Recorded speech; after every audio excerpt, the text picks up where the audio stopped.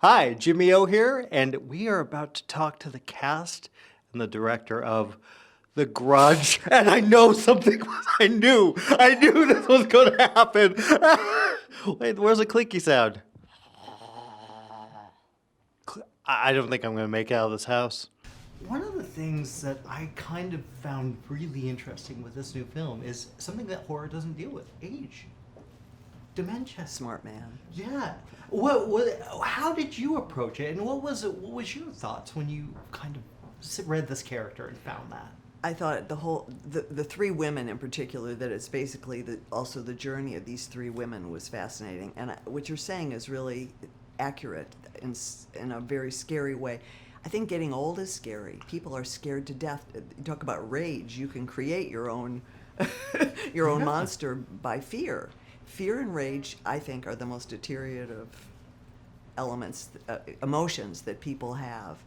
And there's a scene which is not in the film, and Nick explained to me why, where you see Faith and my husband, the two of us together, on a day where I'm lucid. It's one of the days I'm having a good day, and we're reminiscing about our past, about the countryside, and about a little anecdote that happens in this cabin in the woods, and it's very loving and very sweet.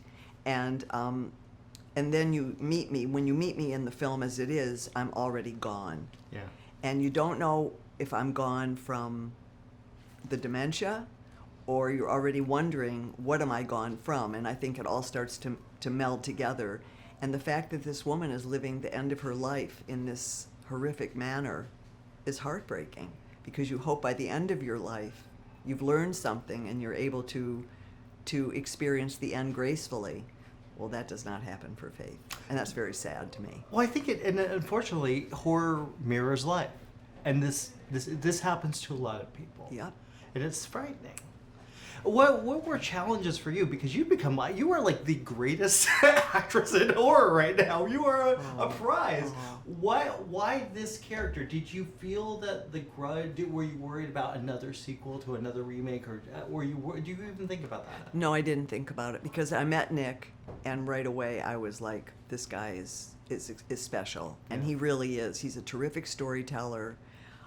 His imagery, the first film he did is called Eyes of My Mother. Yeah. And the imagery, that was one of the scariest films I ever saw. And I wasn't even sure why. And and he has that thing. He juxtaposes imagery and ideas in a nonlinear fashion that totally sets up a kind of jangle inside of you. Yeah. And I felt very unnerved after watching Eyes of My Mother, and I knew he was going to do that in this story as well. He's also loves actors. He loves he loved my ideas, which of course made me love him even more, because I was getting that kind of validation. And the character is so fascinating, plus all the little special effects stuff which Faith was allowed to be involved in, which we won't give any. No, we won't tell anybody. There's some surprises, but some real surprises. No, we were just talking Penny Dreadful. I have to know what can you tell me about that? It's not at all like the past 3 years was Victorian England. Yeah. John Logan, who wrote the series and is still the showrunner for this, said after Donald Trump was elected president, he decided he was going to write another series. And it's about Los Angeles, 1938, and about Nazism and the hatred for the Hispanics at that time in our city that people don't even really know about what happened. So it has a very historical bend to it, and I play a great character. I'm Nathan Lane, and I play sidekicks.